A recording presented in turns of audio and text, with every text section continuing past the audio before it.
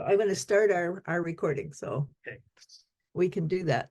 Okay. Are you involved in the Cascadian regeneration? That's a hard one for me to answer. So before COVID, I had been working on a project that I wanted to produce and with a bunch of other collaborators called Cascadia Enchantment and Enlivenment. And of course, Nice. COVID sort of shut everything down.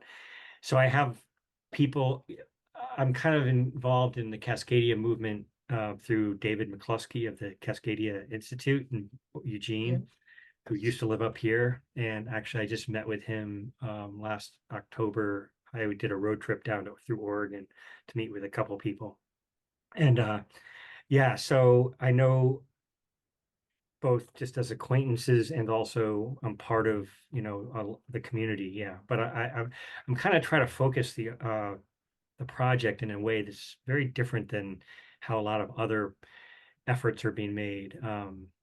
Primarily with David's cooperation and collaboration with focusing on arts and creativity and how it relates to our being here in the bioregion and with nature and so forth. So, yeah.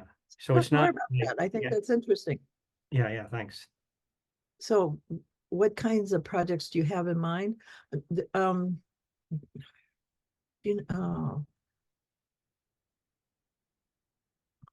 is it Beth Brown? It's not right. I have a friend she's in Bellingham, and has been very active in that area. Yeah. Beth Brownfield. Yeah, I don't know that name. See, Okay. and that's the other thing. So I think that that's really important about DTN and then the subgroups in that network is we get to connect with all these people we are aware of, Yeah. right? Like you and me right here. Right. So, Right. and that's actually what I find the most important, significant part of what I'm sort of collecting right now in terms of this effort to sort of corral as many people in the region to work on various projects, and connect the dots really more.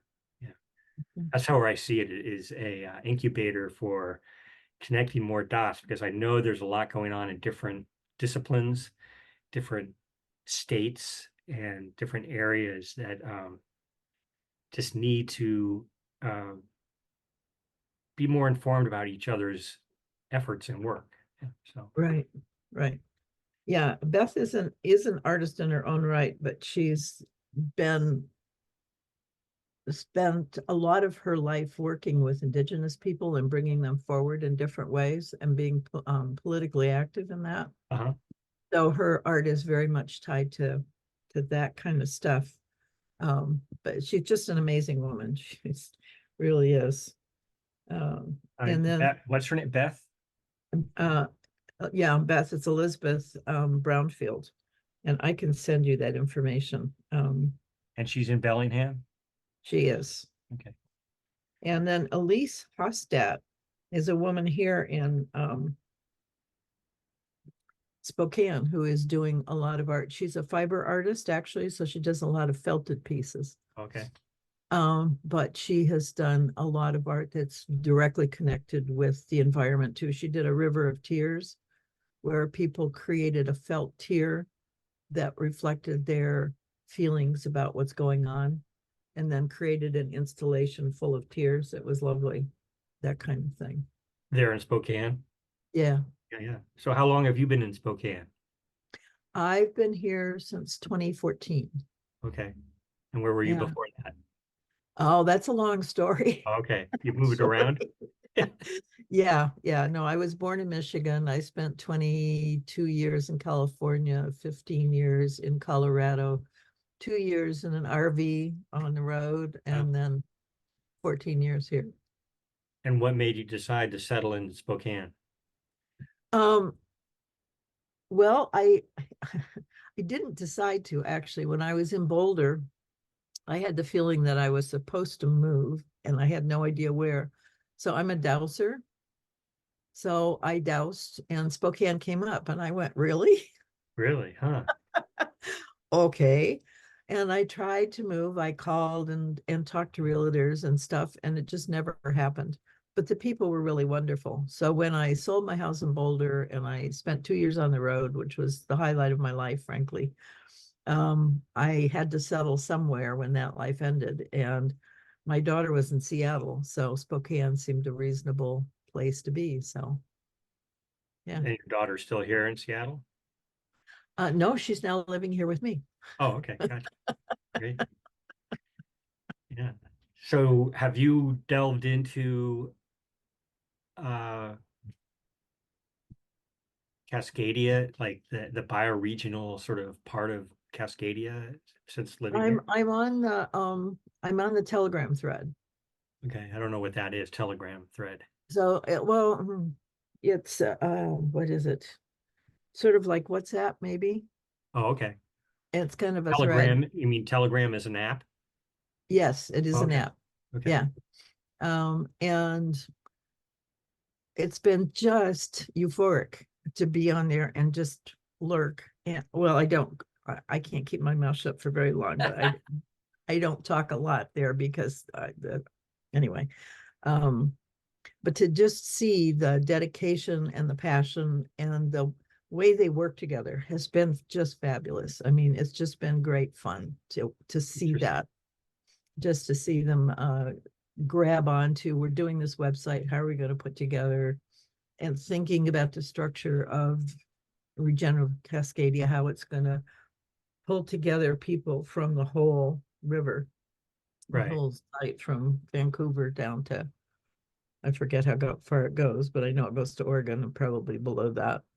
And it was very stimulated by the trip that Joe did down the Cascadian, the Columbia River, talking to the cities as he went Okay. and spurring them on to wanting to do something about the bioregion. So, yeah, So are you aware of David McCloskey and the Cascadia Institute?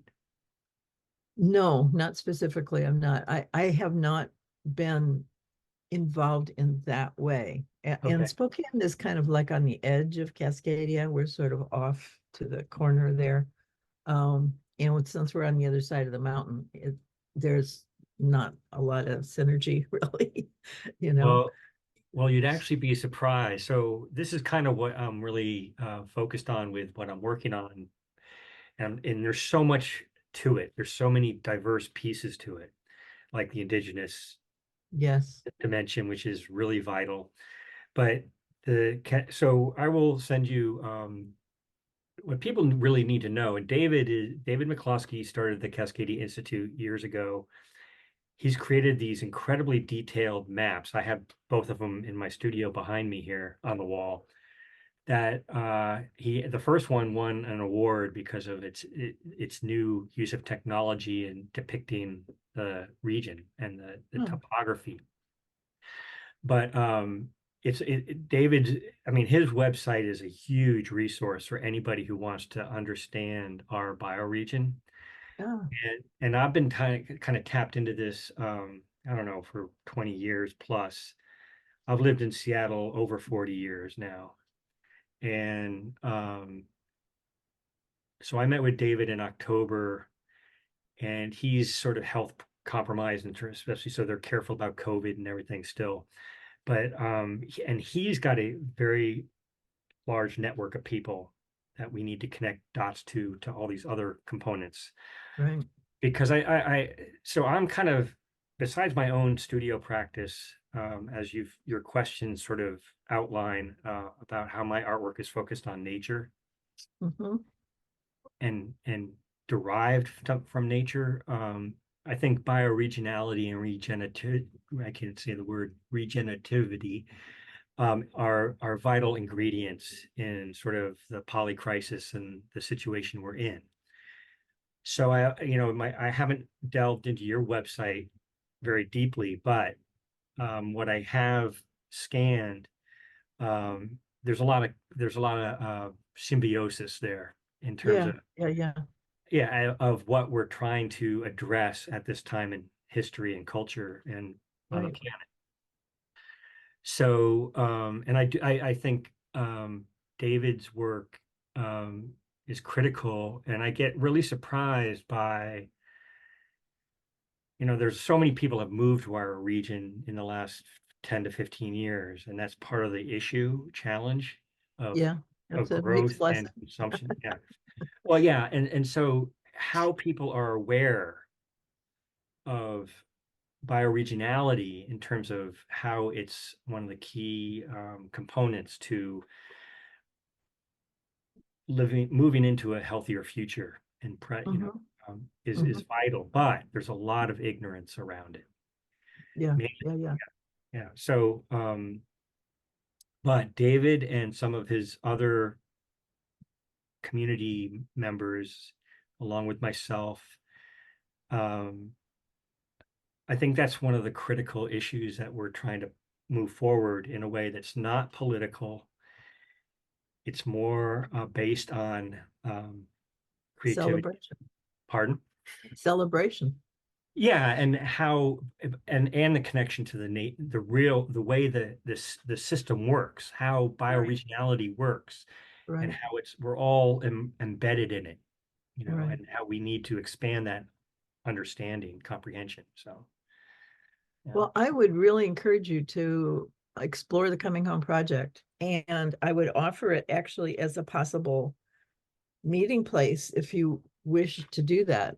You can certainly, it, my hope when I first started it was that it would become a network of networks in a way, um, where people with similar interests could find each other. That something like DTN, although DTN has got a little different focus, but he's using the same platform, right, right, and there's something about it that I think is really good for community making. right. But it has to be, it's built by the people who are there. It's not Of course, something that right. someone creates and then shares with people. It's a mutual co-creation kind of thing. So you're now a member, so you're free to play and to look around and Yeah, to, I definitely will. Yes. if you want to do stuff, just let me know and I can give you permissions if you don't have them or whatever. Although it Okay. should be fairly open, but just if it's not, or if you're confused, just let me know.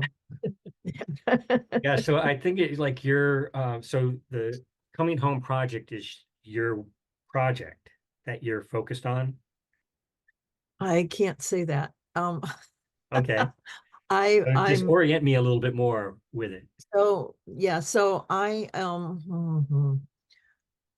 have a background in organizational development and transformation. And that got me really interested. Well, I've had a lifelong interest in ethics and values, and that really focused me because I could see that leaders in companies, that it's their value system that creates the culture that everybody has to deal with. And I've always been on the edge of the change that businesses need to happen. One of my first businesses was the Association of Innovative Managers, where people who thought that change was optional could come and find out how to do it. Right. But as I moved through that space, I got caught by Jane Jacobs. She's an architect, actually. She's a self-taught architect. That's an important piece. And she wrote a book that is now a textbook for people doing public space architecture. And she was responsible for the design of Toronto. But she's way deeper than that. She's a philosopher as well. And she wrote a little book where she posited systems as values, or values as systems. And I'm also a systems thinker. So that was a euphoric understanding for me. It totally changed my understanding of how values and ethics functions. So I've done 20 some odd years of research in that because she posited two systems that are historical. And when I read her book, I knew there was a third. So I've spent 20 years researching the third.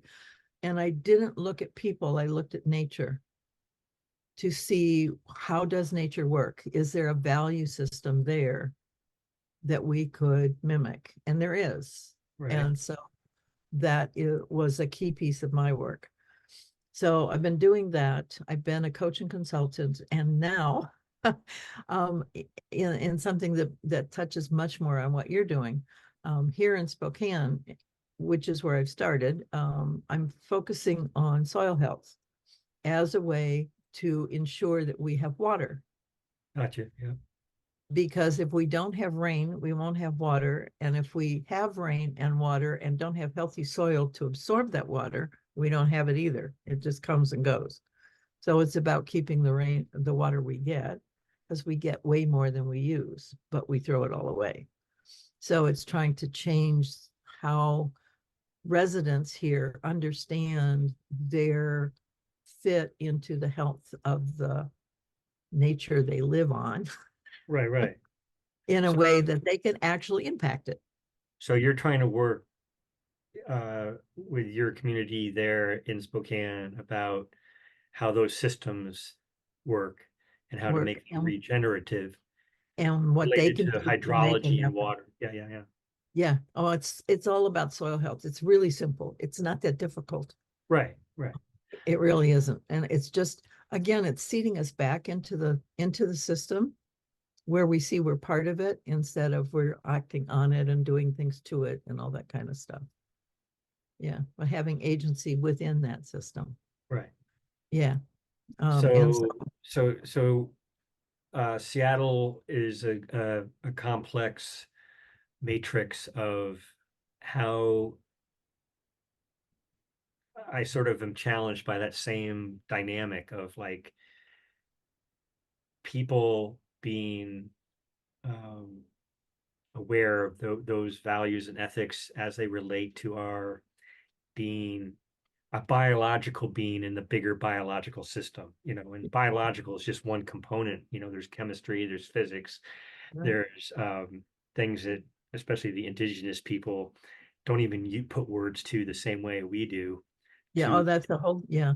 yeah. So, but it's I don't know about Spokane per se, but in Seattle, because I've lived here so long, and the migration of people mainly because of the tech industry and Right.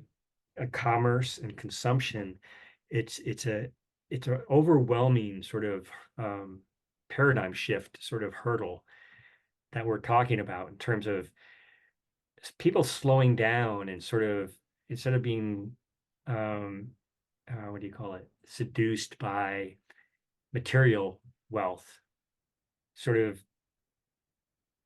getting more, developing a healthier connection and relationship with what the what's right outside our back door. Right. Yeah. Right. So, and so bioregionalism, and in Cascadia, we live in one of the most diverse, largest, most beautiful bioregions on the planet. And that's why David McCluskey's maps are so valuable. They immediately give you a visual of the complexity and the beauty of our region. So that's my biggest. So I'm sitting here as a single human being like yourself, and the key to me for all of this is, whether it's through the internet or through community, like face-to-face time out in our community right where we are, is sharing the information through experiences that help make that shift. Mm-hmm. Mm-hmm. So, and what I've experienced myself is just having people, and the language can be kind of get in the way too, to be Oh, honest. yeah. Our English does. Right. Absolutely. Right. So, Absolutely. Yeah. yeah. So the semantics of it and so forth. So in there's a so I'll get sort of overwhelmed here. The idea of what's going on in the art world that our culture has created Mm-hmm. is in a lot of ways removed from what I consider really important about the natural world. Sure. Okay, so and so there's this complexity issue and sort of these what do you call them, boundaries that prevent a crossover and a healthier symbiotic relationship between culture and nature. Yeah, absolutely. Yeah. So as I looked over your questions to prepare for today, I I prioritize nature over, I mean, I live in a culture, right? But I prioritize all the material, what's that's not the right term, sort of the essential ingredients for creating my artwork. I realized decades ago that is coming from nature. It's not. So can you be specific about that? Say more so people could really understand what you're talking about. So, I think it's if we look at art history, which so I have my undergrad degree is in art history. So I have a big awareness of art history in Mhm. whether it's Western or Eastern cultures. And over, I think in the 20th century, when modernism evolved and then postmodernism, and it's become more and more challenging for, despite the reverence that a lot of people want to share in their artwork towards nature, are they living in harmony with nature? Is the challenge. Like, so I live in a city that has grown quite a bit population wise, and therefore there's pressures on Mm. resources like water, especially under the drought conditions we're living in right now. And I don't think most people are fully aware of what's going on Right. right Yeah. right now. Yep. So I'll go back to the idea that probably over 30 years ago. So I went back east to Baltimore to go to graduate school, and it was a big eye opener, cultural opener after living here. Even though I'm from the East Coast originally, I lived here and I felt like it was home almost immediately because of the Mm-hmm. green and the moisture and the climate we live in on the Right. west side of the Cascades. Spokane's very different. Yes, it is. Um, so that, with putting words to all of it is kind of sort of more challenging to me than actually creating images about it. Oh, okay. Okay, so my artwork organically, in my opinion, started evolving into just sort of a celebration, reverence for what nature is giving us, and how we're um, a big part. We're a part of nature, and so for some reason in culture we've sort of separated ourselves out from that.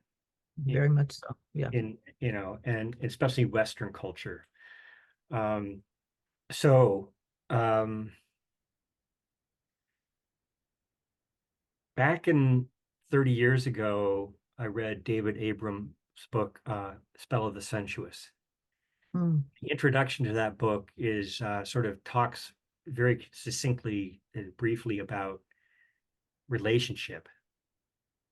And that I did some workshops, sort of like I would do an exhibit and I would organize what I would call a dialogue circle based on David Bohm's concept of dialogue. And the audience or the participants were just people I knew and didn't know, and we would sit in a circle as opposed to me being talking to an audience, and I would just let the conversation open up. And David Abram sort of preface to his book, what I wanted to do, the objective was to understand how, whether we're talking about trees or fish or bears or art, that it's all interwoven, Mhm. right? So this is, and I didn't, I mean, I really got exposed to indigenous cultures in this region. And I didn't really get exposed to indigenous cultures living and growing up in New England until, and so once I moved to Cascadia, which I didn't know was Cascadia when I arrived, I took art history classes at the University of Washington, and one of them was with Bill Holmes, uh, native form line design classes. And so that's when I really started understanding that there was this whole different dialogue going on with indigenous cultures with nature. Right. And that's kind of what I wanted to reiterate through my own imagery and through this different process of dialogue with the community. Mm. And it's been ongoing now for 30 years in bits and pieces through the community and different audiences. And that is pretty much what my artwork is focused on. On my website, you can read my artist statement. There's some PDFs you can download that are related to all this. And a lot of it's more recent, in the last 20 years. Uh, so one of your first questions that you sent me was, how do I include nature in my artwork? Um, Pretty much everything I do with image making emerges, sort of unfolds from uh, the exploration of my relationship in life to nature. So that's a big, broad umbrella statement. But as I evolved and matured, I started understanding, like when I use all these dots in my artwork, uh, a lot of people used to say, well, have you explored, Aboriginal Australian artwork? And I said, yes, I have. And then I really dove into it. And it was sort of a synchronicity thing. It was sort of like, oh, this is why they do it. And it's very much related to why I'm doing it. It has to relate to energy and pattern making in nature. Okay. Yeah. So Say more. so basically a lot of what my artwork is about is different states of energy that exist within the natural realm, which is, from the micro level to the macro level. So we're talking things that we can't see with our naked eye, and then the large cosmos. And there's so many interrelationships going on between those levels. Um, so pretty much, I mean, I don't know how to say it more succinctly, is that all the imagery that is generated in my paintings and collages and some digital artwork, and also the other, like I've done these installations that relate to our connection to nature, um, are fully and coherently related to my experience and research that I've done about the natural world. Now, I grew up I graduated high school in Connecticut. I spent a lot of time in hiking and backpacking in New England as a young person. And when I got out here, I mean, I actually was drawn to the West Coast because my older brother was a student at Evergreen. And he would come home and show me pictures of the Olympic Mountains and the Cascade Mountains. And I said, oh, I got to go there. And back then, it was a very different sort of lower key world here. Um, and there was a time to explore. And so I came out, started college in Oregon in the Willamette Valley at a small private school. And then I transferred up here to University of Washington. But from that time I arrived in Oregon and Washington and Cascadia, I did some backpacking and hiking in the Olympic Mountains, Mount Rainier, the Cascades. Sure. So I've explored this territory now for a long time on foot and in the mountains. And I've had encounters with grizzly bears, wolverines, wolves, pikas, marmots, all sorts of mammals, but also a very intimate relationship with the mountains and how the water cycle works. Mm. And that's where the term Cascadia actually comes from. It's about how the water hits the mountains and cascades down. Yeah, sure. Yeah, yeah. So there's a rhythm to it, and that has informed and influenced pretty much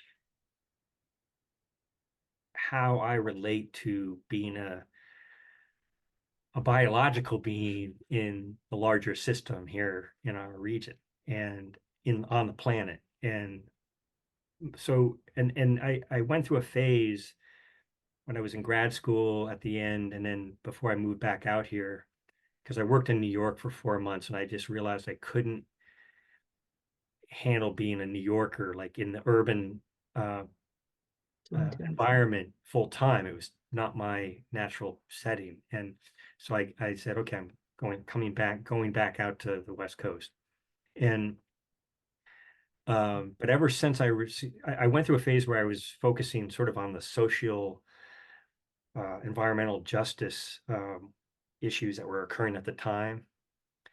Um, and then I realized that's not how I want to address and have a conversation about my relationship to nature. So I swung back to really celebrating the beauty of nature and trying to share that with people through my artwork. And because I believe beauty is sort of transformative, and it's like without having to put too many words to it, like you have a um, enchanted, enlivened experience with something beautiful. It opens up your mind. It lets you sort of slow down and reflect on what things are. And so that's pretty much what I've been doing for the last 30 plus years with the image making. Do you share some of those stories with your images? I think that would be just really powerful for people to hear your thinking about the process of an image and where it came from, and then to see the image. I think that would be incredibly insightful for people. Okay, so you like try to screen share something? Sure, Okay, well, absolutely. so this is an interest. What you're bringing up is a really interesting thing because I started. I mean, I was introduced to Eastern thinking back in undergrad school in art history, but then in grad school was Zen. And so pretty much after I sort of got introduced to that, and back in graduate school, I read Jeremy Rifkin's Entropy, a book Yeah. that, okay, and then Fritjof Capra's Turning Point, Mhm. which are really sort of set me on this course that I'm on, and then there's so much on top of that that's happened since. So the idea how images, and I'm not sure if I can articulate this accurately, but um, uh, the understanding how consciousness actually occurs in our mind, which comes from the brain, uh, and our not just the brain, but our biological being in the environment we live in and its relationship. The image making is going on in our brain all the time. It's part of how the brain, and like the relationships between the different parts of the brain relate and communicate with each other. That's how animals communicate, is through images. Exactly. So, and I wouldn't have known how to this really understood this uh, 30, 20 years ago as well as I do now. But I'm just rereading um, Antonio Damasio's Self Comes to Mind, Okay. which is a really significant piece of consciousness research and writing, Huh. and how it relates to the self, and how then the self relates to the larger ecosystem. And what I've realized, I would say two other things that really made me understand biology, the role of biology in our being is um, Lynn Margulis Oh, yeah. and her concept of symbiosis. Okay. So all these things are interrelated, and I started to it sort of validated what I was working on. I mean, it took a while for me to, despite my artist statement, which I wrote over 30 years ago and has sort of evolved and morphed over in small details for 30 years, I kind of knew what I was doing, but I didn't know how complex and how much diversity existed in it. Mhm. So for me, if you are aware of uh, James Lovelock's Gaia Mhm. theory, right? Yep. Yeah, no, Okay, that's so that foundation. came in part. It's foundational to a lot of what I do. Yeah. Yeah. So if you understand how that emerged back in the 70s, which is, a really critical time in my life in terms of that's when I graduated high school and then went to college. And then I was like out here in Cascadia, sort of just taking all this in.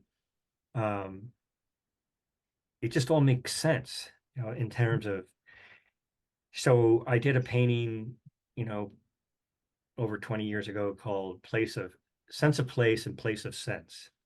Yeah. And that's kind of cuts to the chase of like bioregionality and understanding, as the idea of and the essence of what being home is, Mhm. right? So, and I'll share with you after the interview some documents, some writing that David McCluskey has done, because he loves to write. And David was a philosophy sociology teacher at Seattle University for years, Okay. but he addresses that issue of about coming home and being in the home and like what that means as a bioregional concept and precept. And like if people really start to understand that more, you would achieve like a better empathetic sort of relationship Yes. with Yeah. with the nature, right? Right. And really what I'm realizing in the last, or what I'm working on in the last like 10 years, is all my image making is focused on my reverence and love for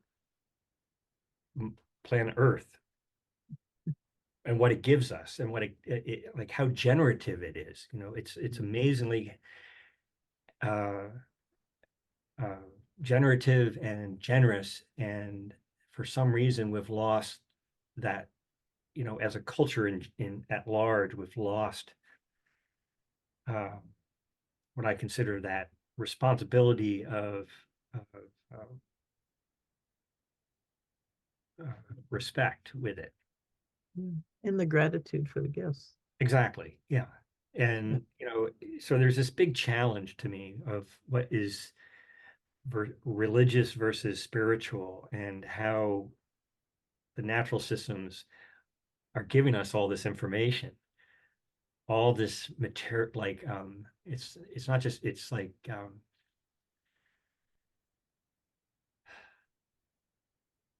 all the resources we need are given to us by Earth, and the Yeah. relationship of it being in the bigger cosmos, and how all that, we don't have all the answers, just like consciousness.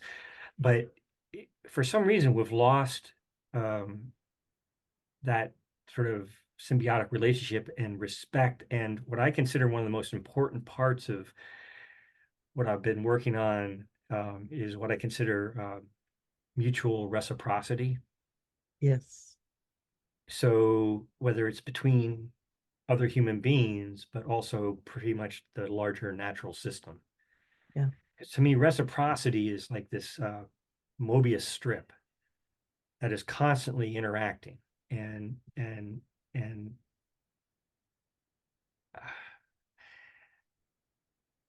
without going into all the challenging details, I am constantly amazed at how people can't be satisfied with just staying in their bioregion and learning more about it than getting on a jet plane and flying all over the place to have vacations or even business. It's like, so every time I talk to people, sort of whether they're friendship relationships or people that I'm just running into and talking about that issue, sometimes I think that I feel like they think um, I'm just talking like a foreign language. Mm. I don't know if you have that experience in the work you're doing, but sometimes it's a really, I mean, I don't expect it to happen like instantaneously. I expect just like to be able to open the door to people exploring this territory in a way that is more organic as opposed to mechanical and cultural. Yeah. Yeah. So, and I share this sort of mutual reciprocity thing with people, not just through my art practice, but I try to share it pretty much in every way I go through daily life. Yeah. So, because everything, in my opinion, is relationship and connection. Yeah, it is. It is absolutely everything. Yeah. Are you familiar with Andreas Weber? Oh, yeah. So I don't know how I came across his work, but that's where the term enlivenment comes from. Yes, I heard you say that, and that was, yeah. Yeah. So I can't remember how I came DTM across. has shared him. Pardon? So I said DTM has shared him. Right, right. Jeremy has talked to him a couple of times, I think. Yeah, yeah. So I think it might have been through Daniel Christian Wall Okay. Yeah. because they're buddies. Okay. You know Daniel's work. Yeah. Yeah. Yeah. His Yeah. book is actually, I think his book is something pretty much everyone, it should be Which part one? of the curriculum in our education system, Uh, like now. which Because one? Which one would you uh, recommend? Because uh, I don't know how many books he's written, but let me see if I can pull it out because I'm not good with repeating titles, but I carry it with me. Hold on, sorry. This one, oh, yes. Okay. Signing Yes. Regenerative Cultures. Yes. So Yes. this book is amazingly dense. I mean, almost every page has like both conceptually and motivationally, like places you need to like explore and understand for what we're talking about in terms of the bigger picture, but also on the personal and level of understanding what um, regenerative culture really is. Like you're talking about, like regenerative uh, approach to pretty much everything in terms of what human beings or how they're operating. So in my value system, what that looks like is a phrase from Jeannie Benyus, who did biomimicry. Mhm. And that phrase is that all actions create the conditions that support life. So is she the woman that started the Biomimicry Interest Institute? Yeah, yeah, yeah. The Yeah. concept is hers. Yes. Yeah, so I actually met her. I was exhibiting my artwork at the Bioneers Conference Okay. in Marin County in 2016, and at for dinner I went to this bar restaurant in the hotel and ended up sitting right next to her. Oh, neat. Yeah, and she was talking with a friend, and then I had been to her talk at the conference, and we just ended up chatting. And yeah, no, her work is amazing. Yeah. Yeah, so Yeah. biomimicry is like all connected to exactly what we're talking about in terms of understanding natural systems Yeah. that teach us how to live with less negative impacts. And yeah, so I follow her work, and have a few friends that are very involved in sort of that work.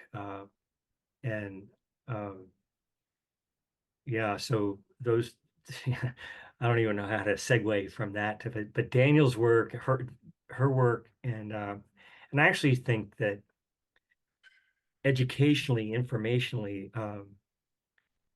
when I can't remember how I got into reading Jeremy's books, but I read the second book, The Web of Meaning, first. Oh, And then after sort of thinking, and then I gave a copy to my son, who is a junior up at University of British Columbia. So then I said, okay, I have to read his first book, The Patterning and Instinct. yes. And It's both, amazing. yeah, and both those books to me, along with, you know, Daniel's book, but also you brought up Andreas Weber, and that work, it's so synchronicity, so much synchronicity between what David Abram writes in his work, um, you know, uh, and all the other community members were talking about, and um, so I think on DTN, someone shared with me through the artists and creatives that interview with Merlin Sheldrake and David Abram, and so what I can constantly am running into is like all these synchronistic, symbiotic relationships of people Right. doing similar work in different disciplines. So, Mm. and what Merlin says uh, in that interview with our conversation with David is that he thinks that one of the most important things is transdisciplinarity. Oh, yeah, absolutely. Yeah, so like just you and I talking, coming from our different places and what we work on, disciplines, and everybody I'm running into through both online and in the work that I'm doing, yeah, there's a lot of that crossover, and I'm finding that to be the most vital part of this work. So, like It with David, feels to me it's very much a celebration of life from all these different disciplines, and we right, have so forgotten life. right, We've been doing stuff, but not paying any attention to life yeah, or what gives us life or where life comes from or what life actually is like. And I think we're being reseated in that in a really delicious and very sensuous way because it's about being embodied. It is a sensuous experience. It's not just a mental experience, it's a right. full body experience. Oh, definitely. Yeah, no, thanks for saying that, because that's that's really a big part of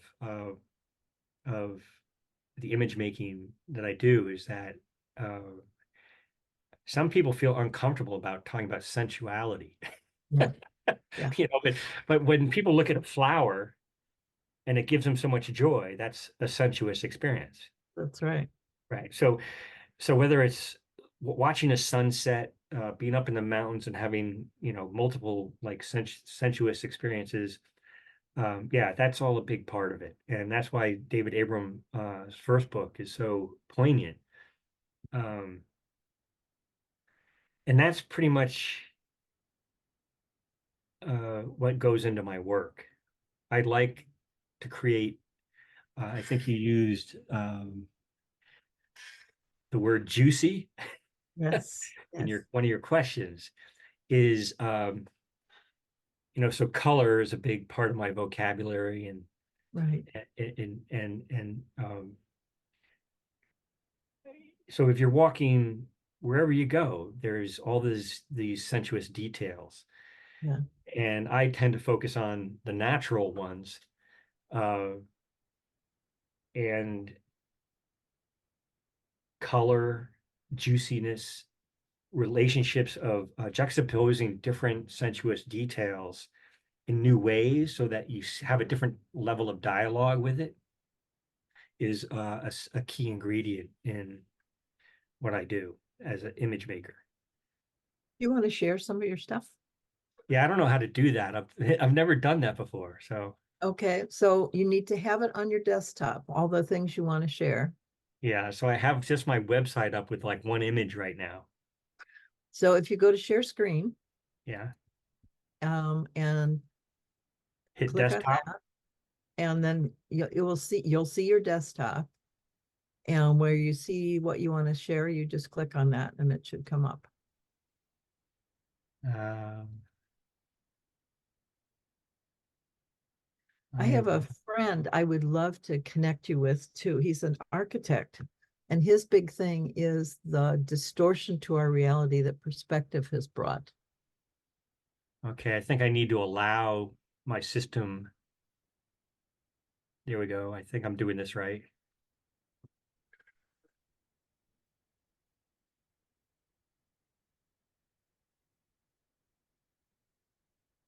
No, let's see. Thank you for your patience. Oh, no problem. Ah, here we go. There you go. Okay, so this is the most recent painting on my website. I don't work very quickly, so this one was finished towards the end of 2023, and it's called Planetary Biosphere Sentience. So it's the idea that uh, our minds are embedded in the cosmos, and that we're living beings and the cosmos and the earth are living beings as well.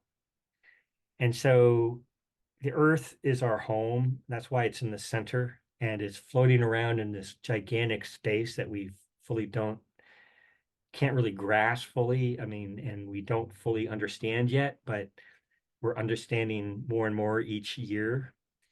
And our minds are what allow us to connect with the larger reality that we live in.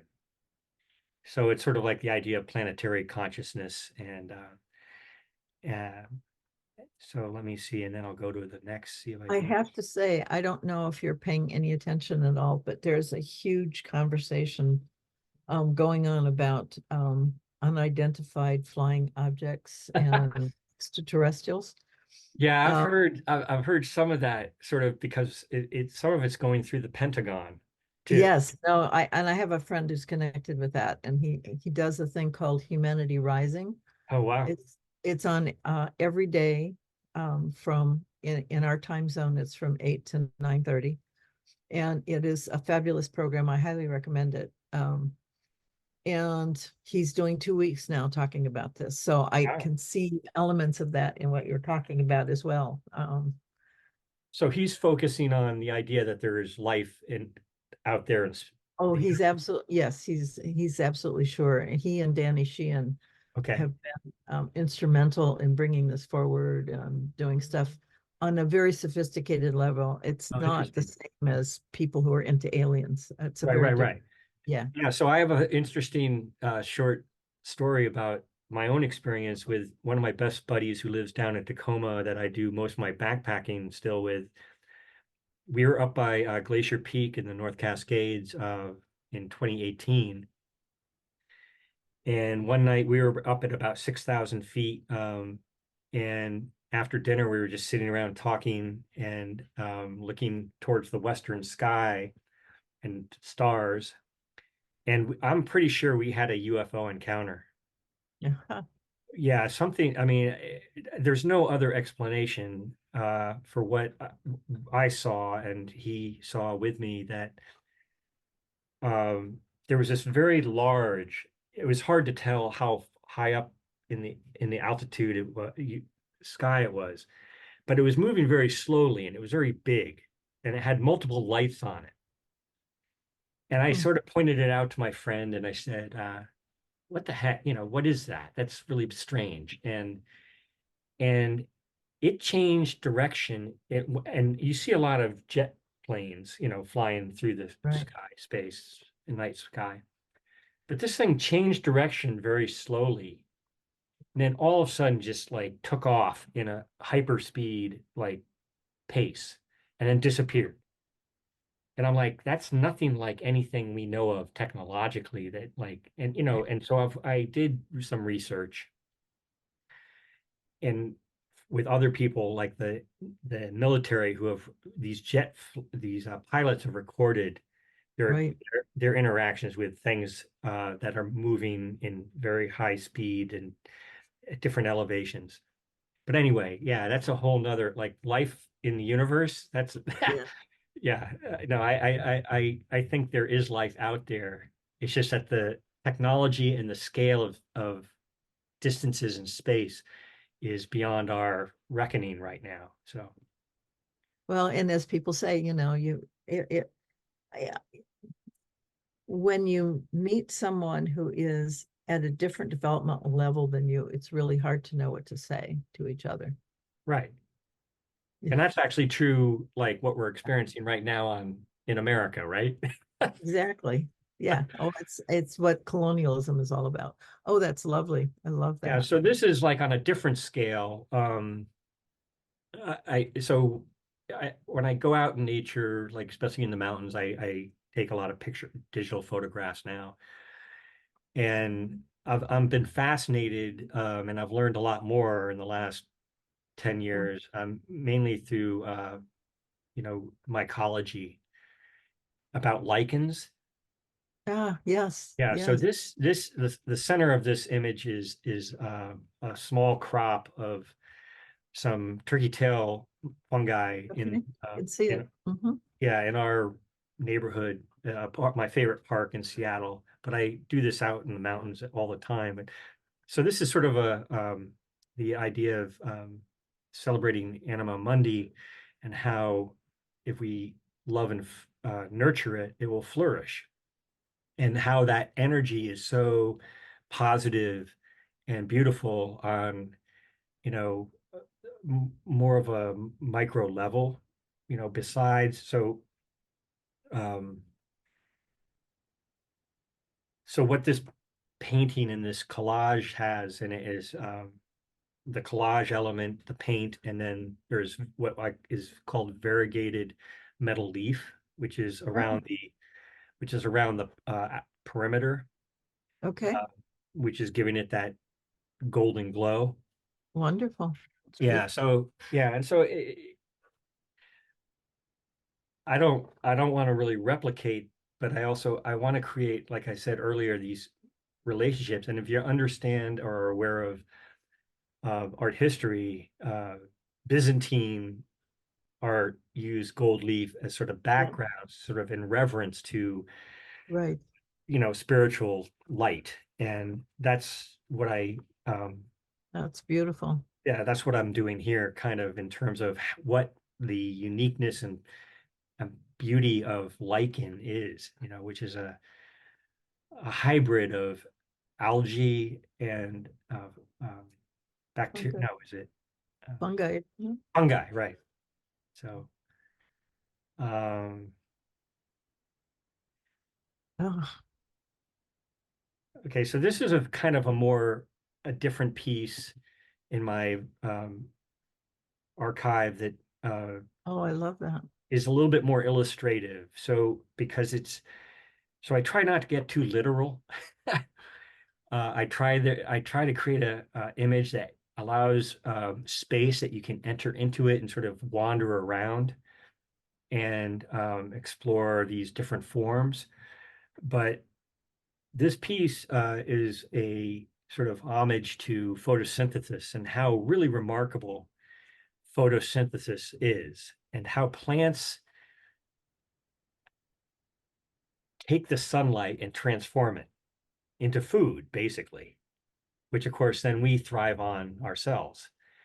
So the top part of this is a golden sun, and then there's ginkgo leaves and that are painted, and then the three sort of cellular forms are actual cellular forms that I created in Photoshop and Corel Painter years ago that I keep remorphing into different images. Um, and then you travel down to the base and there's like seed forms. So it's the whole idea of the relationship of solar energy going through the plants and creating a regenerative relationship with the earth. And um, the two templates on the left and right are like an architectural template that is used to draw. So it's sort of like a comment of how we take what's natural and pattern making um, and use it in our design elements when we do, whether it's graphic designs or architectural designs and so forth. Wonderful. I love the title. So this piece is a smaller version of a larger painting I'm still working on, but it's related, and it's not a version. It's a series that I've tried to, as a male, a man on this planet, celebrate the feminine. Mm. Because I think one of the problems with Western Yes, colonial capitalism is patriarchy, right. and how men sort of have dominated both the political power and the cultural power um, for way too long. So um, this is a celebration of the feminine that I had a friend help me with, and then I'm working on a larger piece that I've shared on social media that is sort of taking this to another level. Fabulous. I think I'll sort of end with sharing this one visually, but so we are stardust. And like you said, there's people researching and talking about, what life exists beyond Earth, with extraterrestrial life. There's some of these dots are I think he's in England. There's a guy who is doing research on stardust, and he collects stardust off of rooftops and houses and buildings, and then puts them under a microscope and takes pictures of them.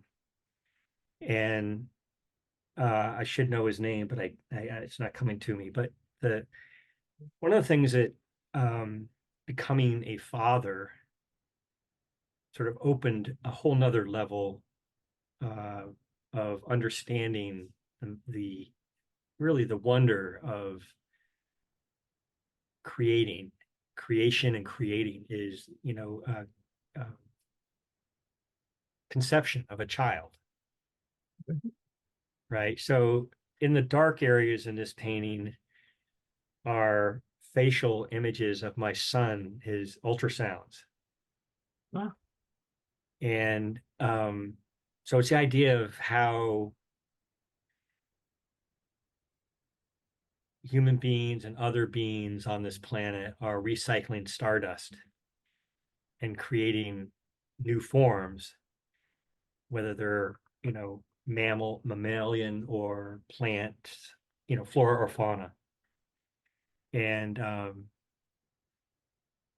yeah, so I think it's an interesting place time and place that we live in as biological beings, and having this urge to procreate and continue our species. But at the same time, what does that mean for the planet? Mhm. And I'm in awe of the idea of the conception and then the evolution of a human being, which having father and with his mother and creating another human being sort of opened more doors into the sense of wonder. Yes, Yeah, and absolutely. you know this being a mother. I'm guessing Yep. it's a remarkable journey, and so that sort of started for me. My son will be 21 in June, Huh. and yeah, so it's just another dimension of expressing that um, this whole process and journey that we're on. It's beautiful work, Gordon. It's just Yeah, lovely. thank you. Yeah, Yeah, really so, magical. yeah. So I kind And of get. I want to say, and you may not want to hear this, but I want to say that part of that magic is your description, Oh, thank you. because it truly opens up the depth that's in there. It takes it beyond just the prettiness and the patterns and the colors, but it gives it real depth and meaning. And I really think there's something to be said, and this is what I meant earlier, about doing little vignettes that talk about that for each piece so that people can share that journey with you and also appreciate the depth of information that you put in there, because it's, if you don't understand it, it's just not immediately it's not going to take you there. It needs those words to create that context that the form really takes you into. They're a beautiful pairing. They Oh, truly thank you. are. Yeah. Yeah. So it's been interesting over time just to sort of share how the audience, the community responds to, and I think this is really important with artwork in general, in visual imagery that we experience of different mediums. It's like music. It's like you, you fortunately it's been validated by both what other people have written about my work through different um, uh, exhibitions, but also when you are able to interact with the actual community, the Mhm. audience, like I'm about to plan a open studio for this later this spring, but people will stand in front of a painting, and it's just confirming, and it's not an ego thing. It's about a communication and a Right. connection. So they'll stay there and they say, "Oh, well, I could stare at this for a long time," which it gives me a lot of joy because I think it goes back to the idea of beauty. Is like I want to create images and paintings that you can't look at it for very quickly and get it all. Right. It's like the complexity that we live in the natural web. And that's my objective. And that's why the paintings take a long time. And it's a combination of cognition, intuition, and letting things unfold in a dialogue with the imagery as opposed to dictating something Right. as yeah, Right. yeah. And for instance, today is the spring equinox. I mean, yeah, spring equinox. Right. In our region, it occurs at 8:06 this evening. So happy equinox. Happy equinox. Yes. Yeah, and I Well, appreciate you reaching out to me and wanting to connect and do this interview and discuss all these vital issues and beautiful things about life. So, I'm so glad we did, because it's opened up a whole new world to me. I really have deepened my appreciation for what you do. well, thank you. Very Yeah, tremendous. so let's share more of connecting the dots with Absolutely. anybody and anything that is related to the larger conversation. Yeah, it's great. So, yeah, Yeah, no, very much so. Yeah, I would like to share your work with some other people too. The Humanity Rising group that I talked to. With your permission, I will send a clip of your work and your discussions to them and see if they're interested. So they may reach out to definitely. you. Yeah, no, feel free to share. I think a lot of what I appreciate about these connections I've made through DTN is that they're very respectful relationships, and so I'm happy to let people share whatever they feel is important to the work they're doing. Yeah. And I Thank you. sort of do the same, you know, and sometimes it gets a bit overwhelming because we have access to so much So information, much. Yes. and Yeah. but I do believe it's a really wonderful thing happening. Yeah. Yeah. Yes. Yes. So Yes. I do too. It's yeah. just very nice to connect people, and I truly treasure this time. So Yeah. thank you. Thank you. Yeah. Likewise. Yeah. Yeah. Thank you, Catherine. Thank you very much, Gordon. Be in Okay. touch. We will indeed. Okay. Take care. Okay. Bye-bye.